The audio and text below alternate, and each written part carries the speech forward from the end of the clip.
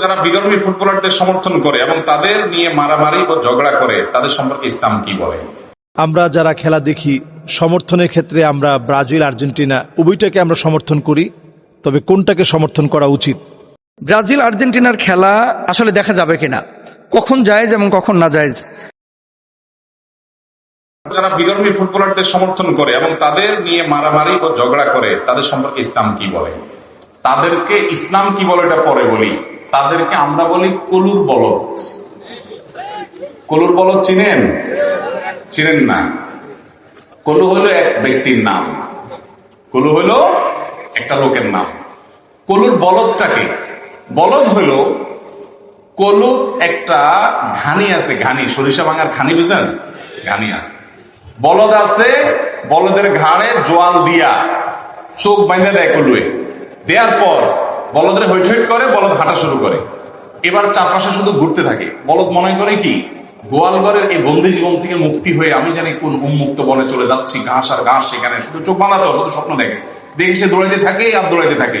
এদিকে কলু সরিষার দানা দেয়, নিচ দিয়ে টপ টপ করে সরিষার ফোঁটা পড়তে পড়তে তার বালতি ভরে যায়, তেল কামাই করে। তো কলু বলদরে চোখ বাঁধে দিয়ে দিছে হাঁটার জন্য। কলু বলদে হাঁটতেছে হাঁটতেছে খুশির চোটে, সে মনে করতেছে কি কামাই করে ফেলতেছে, কি খুশি হয়ে যেতেছে, কি অর্জন করে ফেলতেছে, কিছু একটা উল্টে ফেলতেছে। সে হাঁটতেছে আধা ঘন্টা, 1 ঘন্টা, 2 ঘন্টা, 4 ঘন্টা, 6 ঘন্টা হাঁটার পর কলুর 2, 4, 5, 10 লিটার তেল হয়। এগুলো বেচে তার পয়সা হয় কসকসা। আর বলদে সারাক্ষণ হাঁটার পর চোখটা যখন খুলে দেয়, দেখে যে ওখানে দাঁড়িয়েছে। কোন দেশের কোন খেলোয়াড় খেলতেছে সেই দেশের এম্বাসিটাও আমার দেশে নাই, আমার দেশের এম্বাসিও ওই দেশে নাই। তাদের দেশের সাথে আমাদের দেশের রাজনৈতিক সম্পর্ক নাই, কূটনৈতিক সম্পর্ক নাই, অর্থনৈতিক সম্পর্ক নাই, বাণিজ্যিক সম্পর্ক নাই, ধর্মীয় সম্পর্ক নাই। আমার রবকে ওই খেলোয়াড়ের রব হিসাবে স্বীকার করে না। ওদের জামা কাপড়ে বিভিন্ন জায়গায় সমকামিতার প্রমোশন করার মধ্যে যে রংধনু আছে, সে রংধনুর আপনার বিভিন্ন সিম্বল তারা বহন করে, বিভিন্ন উল্কি তাদের শরীরে আঁকে, সিম্বলিক। যারা আমার রবকে, দিনকে শুধু মানে না তা না, তারা আল্লাহর বিরুদ্ধে বিদ্রোহ করার সামিল এরকম কাজগুলো করে। আর আমার দেশের সাথেও তাদের কোনো সম্পর্ক নেই। তাদের দেশের পতাকা দিয়া নিজের পয়সা টাকা খরচ করে তাদের জন্য সমর্থন করা, তাদের জন্য পতাকা উড়ানো, তাদের জন্য জার্সি কিনা, তাদের জন্য লাফালাফি করা, মাতলামি করা, উন্মাদনা করা, পাগলামি করা, ঝগড়াঝাটি করা, রাতকে রাত জেগে থাকা, এই সব কিছু করার পর আমরা মনে করতেছি, উল্টে ফেলতেছি, অনেক কিছু হয়ে যাচ্ছে, আমি অমুক দেশের সমর্থক, তমুক দেশের সমর্থক। দিন শেষে আমাদের এই সমস্ত আবেগকে পুঁজি করে ওই আসর জমজমাট হচ্ছে। ওরা ডলার আর পয়সা কামাইতেছে কলুর তেলের মতো, আর বলদের মতো আমরা ঘুরতেছি। এই জন্য আমি বলি এগুলো হলো কলুর বলদ রে ভাই। লাভ কি বলেন? আপনার কি লাভ? আল্লাহ তাআলা আমাদেরকে বুঝার তৌফিক দান করুন। লস আছে, অনেক লস। ওই পর্দাতে যখন খেলা দেখেন, শুধু খেলা আসে না, আরো কিছু আসে। হারাম জিনিস দেখা লাগে না? আল্লাহর প্রতি যার ঈমান নাই, আপনি তাকে অপছন্দ করার কথা, কিন্তু আপনি তাকে পছন্দ করেন না, শুধু আপনার হট ফেভারিট সে। এটা ঈমানের সাথে কখনো যায় না। এরপরে খেলা তো আর খেলা না, এটা উন্মাদনা। রাত 3টা বাজে খেলা, সব বসে আছে অপেক্ষা। কিসের জন্য? 3টা বাজে খেলা শুরু হবে। আহা, এই যুবক জীবনে একবারও ফজর নামাজ জন্য এভাবে অপেক্ষা করে না। মিছিল বাহির করে রে কপাল পোড়া, কোথাকার কোন দেশের জন্য। আল্লাহ আমাদেরকে বুঝার তৌফিক দান করুন। এগুলো বললে যুবকরা মন খারাপ করে, বলে যে হুজুর ইসলামের তারিখে কোনো খেলাধুলা বিনোদন নাই। কে বলছে নাই খেলাধুলা? আমরা নিয়মিত প্রায় খেলাধুলা করার চেষ্টা করি। কে বলছে নাই? ফুটবল খেলেন, হাডুডু খেলেন, ক্রিকেট খেলেন, ব্যাডমিন্টন খেলেন, দৌড়াদৌড়ি খেলেন, গোল্লা ছুট খেলেন। শরীয়তের সীমানা লঙ্ঘন করিয়েন না। হাঁটু আপনার ঢেকে 3/4 প্যান্ট পরে আপনি করেন, পারস্পরিক লেনদেন করেন না, জুয়া রাখিয়েন না, খেলাধুলা করেন। ওই খেলাধুলা সরাসরি দেখেন, হারাম কিছু না দেখা লাগলে। ইসলামে সেগুলো জায়েজ আছে। নবী করিম সাল্লাল্লাহু আলাইহি সাল্লাম বিনোদনের জন্য বহু ব্যবস্থা রেখেছেন। তিনি একবার বাজারে গেছেন, নবীজি বাজারে যায় দেখেন কোন এক জায়গায় 2 দল, 2টা গোত্রের লোক তীরন্দাজি করতেছে, শুটিং যেটাকে বলে। এটাও অলিম্পিকে, আন্তর্জাতিক বিভিন্ন খেলায় হয়, টার্গেট ওয়াইজ মারা। এরকম একটা খেলা তারা করতেছে, তীর মারামারি করতেছে টার্গেট অনুযায়ী। 2 গোত্র। নবী করিম সাল্লাল্লাহু আলাইহি সাল্লাম এসে তাদেরকে উৎসাহ দিয়ে বলছেন, আমি তোমাদের সাথে আছি, হ্যাঁ খেলা চালাও। তখন যাদের পক্ষে আছে নবীজি বলছেন, প্রতিপক্ষ যারা আছে তারা সব চুপ হয়ে গেছে, একদম চুপ, তারা আর কেউ তীর মারে না। নবীজি বলে, কি এবার বসে আছে করে মারো? বলে, ইয়া রাসূলুল্লাহ, আপনি ওদের সাথে আছেন, ওদের পক্ষে আপনি আছেন, ওইদিকে কিভাবে তীর মারি আমি? তখন নবী করিম সাল্লাল্লাহু আলাইহি ওয়াসাল্লাম বললেন, ঠিক আছে, আমি দোনো দলের পক্ষে আছি, তোমরা তাও খেলো। তাহলে নিজেদের বিনোদনের জন্য এবং আরো মহৎ উদ্দেশ্যকে সামনে রেখে ইমানদার এ ধরনের খেলাধুলা খেলতে পারে। কিন্তু ওই কোথাকার কোন দেশের মুসলমান সে খেলবে, ওর সমকামিতাকে প্রমোট করে, আপনি জানেন না। ও ফিলিস্তিনি বাচ্চাদের হত্যা করার সমর্থন করে, আপনি জানেন না। আপনি মুসলমানের বাচ্চা আসছেন তার সমর্থন করতে। এদেশের বহু মানুষ না খেয়ে আছে, আপনি লক্ষ লক্ষ টাকা দিয়ে পতাকা বানাচ্ছেন, আপনি জার্সি বানাচ্ছেন। গরিবকে দেওয়ার দরকার নাই, ওই টাকা দিয়ে আপনার মায়ের জন্য একটা আইসক্রিম কিনে নিয়ে যান, বোনের জন্য একটা কাপড় কিনে নিয়ে যান, জামা কিনে নিয়ে যান, নিজের জন্য। আপনি জীবনে একটা সুতা কিনে দিতে মনে চাই নাই, বাপের টাকাই জমায় জমায় বাপকে একটা গিফট কোনোদিন দেন নাই। আপনি কোথাকার কোন অমুসলমানের জন্য, কাফেরের জন্য, মুশরিকের জন্য, আল্লাহ দুশমনের জন্য আপনি টাকা দিয়া জামা কিনছেন, জার্সি কিনছেন, পতাকা কিনছেন। আল্লাহর কাছে জবাবদিহি করা লাগবে না এগুলো? আজকে না গতকালকে দেখলাম একটা জাতীয় দৈনিক, প্রথম সারে জাতীয় দৈনিক নিউজ করছে যে আমাদের দেশে ঢাকা ইউনিভার্সিটিতে ছেলেফেলেরা খেলা দেখার জন্য বিশাল মনিটর দিয়ে বিশাল মাঠে একত্রিত হয়েছে, সেটার ছবি ফিফা তারা প্রকাশ করেছে এবং এই ফুটবল উন্মাদনে তারা গর্ব করতেছে। দুনিয়ার আর কোন দেশে মানুষ এত বেকুব পায় নাই যত বেকুব পাইছে এই দেশে মানুষ। এই দেশের খেলোয়াড়রাও নাই সেখানে, তাও মাতলামের কোন, যারা খেলায় আছে এরকম অনেক দেশ আছে, যাই দেখেন তারা যার যার চরকায় তেল দিতেছে, আর ওই যে কলুর বলদ যে শুধু কি করতেছে, ঘুরতেই আছে। লাভ হইতেছে কার? ওই জায়গায় বসা কলুদের, যারা খেলতেছে। আল্লাহ আমাদের বুঝার তৌফিক দান করে। যারা বিধর্মী, আচ্ছা এটা প্রশ্ন উত্তর গেল।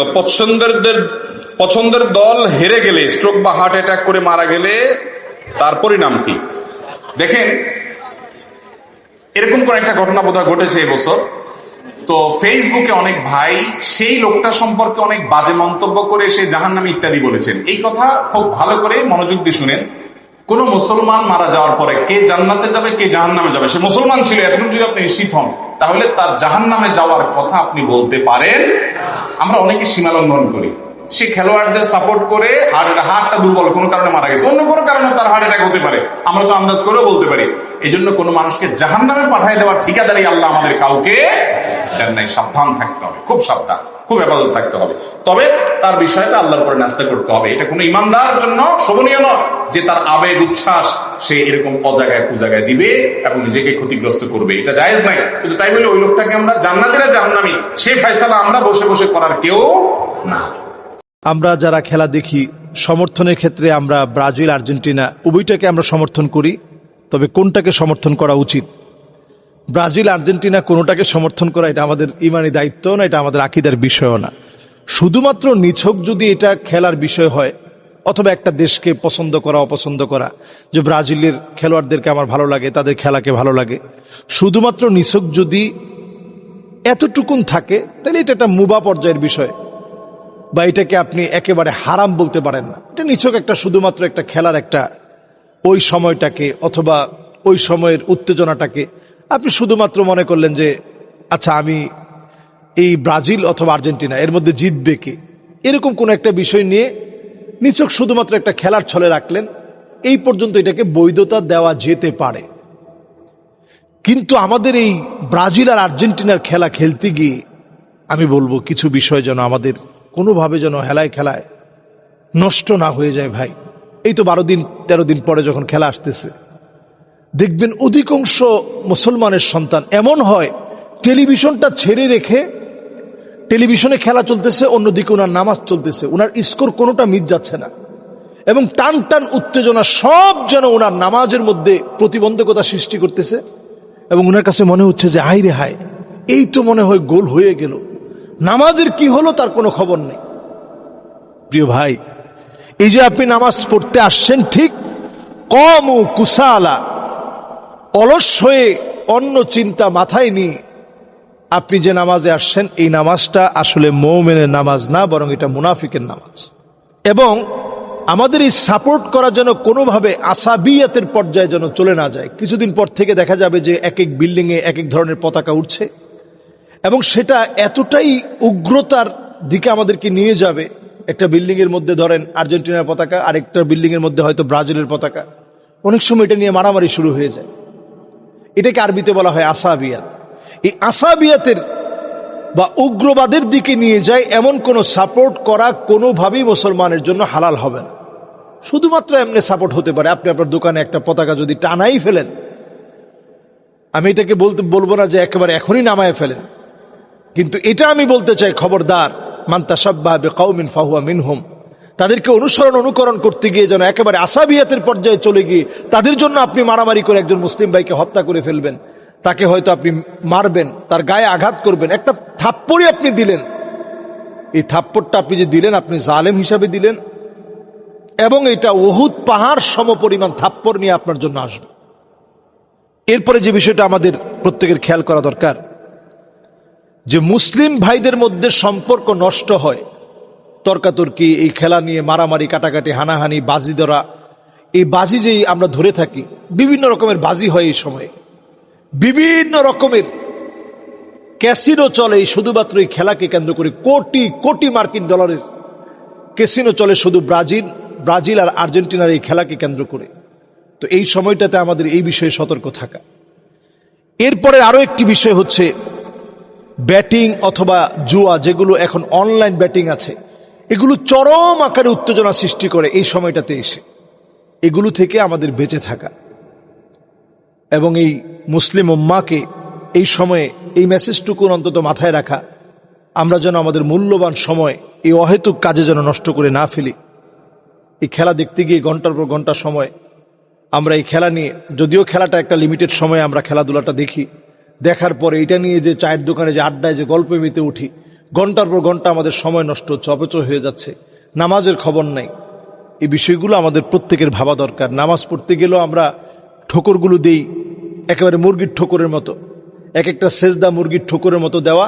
নাকরুন কানাকরিদ দিকা, নাকরুন কানাকরিদ দিকা, মুরগির ঠোকরের মতো ঠোকর দেওয়া, এটা মুনাফিকের আলামত।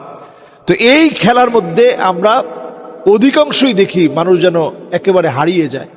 আমরা যেন এমনটা না করি, আল্লাহ যেন আমাদেরকে হেফাজত করে। ব্রাজিল আর্জেন্টিনার খেলা আসলে দেখা যাবে কিনা, কখন জায়েজ এবং কখন না জায়েজ, আল্লাহ সুবহানাহু ওয়া তাআলা পবিত্র কোরআনুল কারীমের মধ্যে বলছেন, ওয়াবতাগি ফিমা আতাকাল্লাহুদ দারুল আখিরাহ ওয়ালা তানসা নাসিবাকা মিনাদ দুনিয়া। আল্লাহ তোমাকে যা দিয়েছেন তার দ্বারা আখিরাতের আবাস অনুসন্ধান করো এবং দুনিয়ার অংশ ভুলে যেও না। হাদিসে আছে, কানাল হাবাশু ইয়ালআবুনা ফিল মসজিদ, হাবশিরা মসজিদে বর্ষা খেলা প্রদর্শন করছিল। রাসূল সাল্লাল্লাহু আলাইহি ওয়াসাল্লাম তা দেখতে গিয়েছেন এবং দেখেছেন। নিছক যদি খেলা দেখার জন্য আপনি দেখছেন, এমনটা যদি হয়ে থাকে এবং সেখানে সতরের কোনো গুনাহ সংগঠিত না হয়, অনেক সময় দেখবেন চিয়ার্স গার্লরা যারা নাচানাচি করে, ডিরেক্ট মদ খাচ্ছে, এগুলো তো আসলে দৃশ্য ইসলামে দেখার অনুমোদন করে না। শুধু খেলা যদি হয়ে থাকে এবং সতর উন্মুক্ত না থাকে, দেখার জন্য আপনি দেখতে পারেন, কিন্তু শর্ত আছে কিছু। সেটা কি, এবার যেমন বিশ্বকাপ আমি দেখলাম ফিক্সচারে খেলা হবে, এবার ম্যাক্সিমামই হচ্ছে ফজরের ওয়াক্তে, ভোরবেলায়। এখন আপনি খেলা দেখতে গিয়ে ফজরের নামাজ একদিনে পড়লেন না, সারা বছর আপনি ফজরের নামাজ পড়েন নাই, কিন্তু বিশ্বকাপ খেলা এসেছে, আপনি একেবারে 3টার দিকে বিরাজ করে মুড়ি নিয়ে বসে গেছেন। তার মানে কি, নামাজের চাইতে আপনি বিশ্বকাপকে প্রায়োরিটি দিয়েছেন। এমনটা যেন না হয়। আপনি তখনই খেলা দেখতে পারবেন যদি নামাজ নষ্ট না হয়, ফরজ এবং ওয়াজিব দায়িত্বে অবহেলা না হয়, জুয়া বা বাজি না থাকে, অশ্লীলতা, হারাম দৃশ্য, উলঙ্গপনা এগুলো যদি না থাকে, যদি অতিরিক্ত সময় অপচয় না হয়, মারামারি, গালিগালাজ এবং বিভেদ সৃষ্টি না হয়। ব্রাহ্মণবাড়িয়ায় ব্রাজিল আর্জেন্টিনাকে কেন্দ্র করে প্রতিবার মারামারি হয়, প্রতি বিশ্বকাপে, এবং পত্রিকা আপনারা দেখেছেন। অন্য অঞ্চলেও দেখেছি যে সিলেট, উত্তরবঙ্গে অনেক জায়গায় হয়। তো এই ধরনের ফিতনা ফ্যাসাদ যদি থাকে, তাহলে কোনোভাবেই খেলা দেখা যাবে না। আর এগুলো না থাকলে শুধু বিনোদনের জন্য যদি আপনি শরিয়া লঙ্ঘন না করে দেখেন, আপনি দেখতে পারেন। এরপর আসেন যে কখন আপনি গুনাহ হবে না। যখন এই কাজগুলো আপনি মেনটেন করবেন তখন গুনাহ হবে না। আর যদি নামাজ ছেড়ে সারাক্ষণ নিয়ে বসে রয়েছেন, তাও অবশ্যই তো আপনার গুনাহ হবে। আর লাস্টে উনি লিখেছেন যে হুজুর আপনি কোন দল করেন, আপনি ব্রাজিল নাকি আর্জেন্টিনা? তো এখন আপনারা কিন্তু বলবেন যে হুজুর আপনারা আর খেলাধুলার বুঝেন কি, খেলাধুলা কিন্তু মোটেও কম পারি না। এবং নিজেও খেলেছি, ক্রিকেট খেলেছি, ফুটবল খেলেছি। ছোটবেলায় যখন বুঝতাম না তখন একটা অমুসলিম দেশকে সমর্থন করতাম, কোনটা করেছি সেটা ভিতরে থাকুক। এখন আমাদের ধ্যান, জ্ঞান, মন, মস্তিষ্ক সবকিছু হচ্ছে দিন কেন্দ্রিক। এজন্য আমি ইসলামের দল করি, মুসলমানদের দল করি। খেলার ক্ষেত্রে মুসলিম দেশগুলো যদিও দুর্বল, তারপরেও এই মুসলিম দেশগুলোকে সমন্বিতভাবে আমি সমর্থন করি। পাক্ষিকভাবে আমি কোনো দলকে ওইভাবে সমর্থন করি না যেভাবে আপনারা করেন। এবং ওই হাদিসের ভয় যে আমি রোনাল্ডোকে ভালোবাসি, মেসিকে ভালোবাসি। এখন ভালোবাসা যদি এমন হয় যে আমার নবীর চাইতে বেশি হয়ে যাচ্ছে, যেটা আমাদের যুবকরা করে, যেটা আমাদের মেয়েরা করে, আমাদের ছেলেরা করে, যে একজনকে আরেকজনকে এত ভালোবাসে যে ভালোবাসাটা একেবারে পৃথিবীর সবচেয়ে বেশি ভালোবাসা, তো আমি আল্লাহর কাছে কি জবাব দেবো? আমার কাছে সবচেয়ে প্রিয় হচ্ছে আমার আল্লাহ এবং আল্লাহ রাসূল, এবং আল্লাহ রাসূলকে যারা ভালোবাসে আমি তাদের দল করি। আল্লাহ বুঝদান করুক, আমিন। দুনিয়াতে আপনার পছন্দের, আপনার প্রিয়, আপনার ভালোবাসার মানুষ, আপনি যার ভক্ত অনুরক্ত হিসাবে নিজেকে দাবি করছেন, তার অনুসারী হিসাবে তাকে আপনি গর্ব করছেন, কিয়ামতের ময়দানে আপনাকে আল্লাহ রাব্বুল আলামিন তার সঙ্গে উঠাবেন। কি বলেন, আমরা কি তাদের সাথে উঠতে চাই? ইহুদিদের সাথে উঠতে চান? খ্রিস্টানদের সাথে উঠতে চান? আল্লাহদ্রোহীদের সাথে উঠতে চান? বেঈমানদের সাথে উঠতে চান? মুসলমানদের শত্রুদের সাথে উঠতে চান? মানবতার শত্রুদের সাথে উঠতে চান? মাদকের প্রচারকারীদের সাথে উঠতে চান? জেনা ব্যভিচারকারীদের সাথে উঠতে চান? পর্দাহীনতাকারীদের সাথে উঠতে চান? সতরোন্মুক্তকারীদের সাথে উঠতে চান? মুশরিক কাফিরদের সাথে উঠতে চান? মুসলমানের সন্তান, দুনিয়ার জীবন বরফের মতো গলে যাচ্ছে ভাই আমার, বরফের মতো গলে যাচ্ছে। আপনার যৌবন তারুণ্য হারিয়ে যাচ্ছে।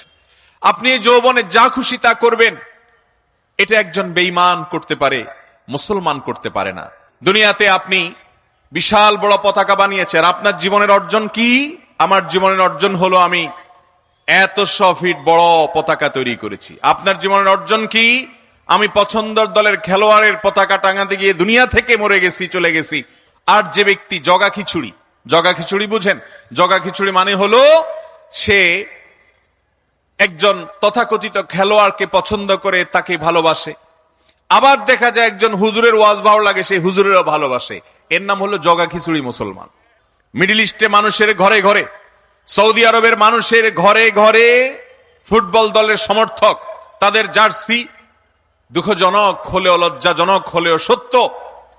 সাধারণ মসজিদগুলোতে আপনি মিডল ইস্টের যে কোনো দেশে চলে যান, ইভেন সৌদি আরবে চলে যান, অজস্র যুবকের গায়ে সেই ইহুদি খ্রিস্টান এবং কুফফারদের জার্সি তাদের গায়ে শোভা পাচ্ছে। তারা নামাজ পড়ছে, তারা মসজিদে যাচ্ছে। আমাদেরকে অনেকে দেখায় যে তারা কি ইসলাম বুঝে নাই। আমরা কি ইসলাম সৌদি আরব আর মিডল ইস্ট থেকে বুঝবো না কোরআন হাদিস থেকে বুঝবো? আমাদের অসংখ্য মুসলমান নামধারী ভাই বোনেরা আমাদের এই প্রিয় স্বদেশে, আমাদের এই প্রিয় মাতৃভূমিতে, গোটা পৃথিবীতে ছড়িয়ে ছিটিয়ে থাকা মুসলমানরা দলে দলে পঙ্গপালের মতো ঝাঁপিয়ে পড়ছে শয়তানের সেই ফাঁদের দিকে। আর সেই ফাঁদের নাম আর কিছু নয়, বিশ্বকাপ নামক বিশ্ব বেহায়াপনা। মোহতারাম হাজরিন, আল্লাহ রাব্বুল আলামিন আমাদেরকে যে বিবেক দিয়েছেন, সে বিবেকের কাছে আপনি প্রশ্ন করুন। ইসলাম বৈধ বিনোদনের কথা বলে, আপনাকে সুস্থ বিনোদনের সুযোগ দিয়েছে। ইসলাম আপনাকে খেলাধুলার অনুমতি দিয়েছেন। আমাদের যুবক ভাইয়েরা, যুবতী বোনরা ভুল বুঝবেন না। ইসলাম মানে শুধুমাত্র পানসে এক ধর্ম নয়, ইসলাম মানে শুধুমাত্র এক পানসে জীবন বিধান নয়। ইসলাম এমন এক পূর্ণাঙ্গ বিধান, এখানে রয়েছে আল্লাহর আনুগত্য, এখানে রয়েছে আল্লাহর গোলামি, এখানে রয়েছে আখিরাতের প্রতি বিশ্বাস, এখানে রয়েছে বিবেচনাবোধ, এখানে রয়েছে মানবিক আচরণ, এখানে রয়েছে আপনার বিনোদন, এখানে রয়েছে আপনার খেলাধুলা, এখানে রয়েছে আপনার শরীর চর্চা, এখানে সবকিছুর ব্যবস্থা আল্লাহ রাব্বুল আলামিন রেখেছেন। মোহতারাম হাজরিন, ইসলাম যে খেলাধুলার কথা বলে, সেই খেলাধুলা আমাদের মধ্যে আমাদের মানসিকভাবে আমাদেরকে চাঙ্গা হতে সহযোগিতা করে, আমাদের শারীরিক স্থূলতা কমাতে সাহায্য করে।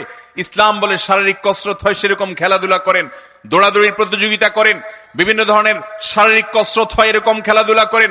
যেই খেলাধুলার পেছনে জুয়ার কোনো ব্যবস্থাপনা নেই, যেই খেলাধুলার পেছনে কোনো অশ্লীলতা নেই, যেখানে কোনো হারামের উপাদান নেই, যেখানে কোনো মানব জাতির জন্য ধ্বংসাত্মক কোনো কিছু নেই, যেখানে মাদকের কোনো ছড়াছড়ি নেই, যেখানে তারুণ্য ধ্বংস হবে না, যেখানে সমাজ ধ্বংস হবে না, যেখানে পরিবারগুলো ভেঙে খান খান হবে না, যেখানে সন্তানরা পিতামাতার অবাধ্য হবে না, যেখানে স্বামীর সাথে স্ত্রীর কোনো মনোমালিন্য হবে না, যেখানে সমাজে সমাজে মারামারি হবে না, যেখানে দলে দলে সাপোর্টারদের মধ্যে গন্ডগোল হবে না, যেখানে দলে দলের এক দলের সাপোর্টার অন্য দলের সাপোর্টারদেরকে খুনাখুনি করবে না, মারামারি করবে না, অর্থের অপচয় করবে না, অর্থ উড়াবে না, অর্থ জ্বালাবে না, অর্থ পোড়াবে না, সেই রকম চমৎকার সুন্দর বিনোদনমূলক ব্যবস্থাপনা, খেলাধুলা, সেরকম শরীর চর্চার ব্যবস্থা ইসলামে আছে না নাই? মোহতারাম হাজরিন, ইসলামের সেই সুমহান জীবন বিধান রেখে আজ আমরা কোথায় ছুটছি, কাদের পেছনে ছুটছি? আপনি যাদের সাপোর্ট করছেন, কিয়ামতের ময়দানে যদি তাদের সামনে আপনাকে একত্রিত করা হয়, তাদের সামনে যদি আপনাকে ওঠানো হয়, আপনি খুশি হবেন?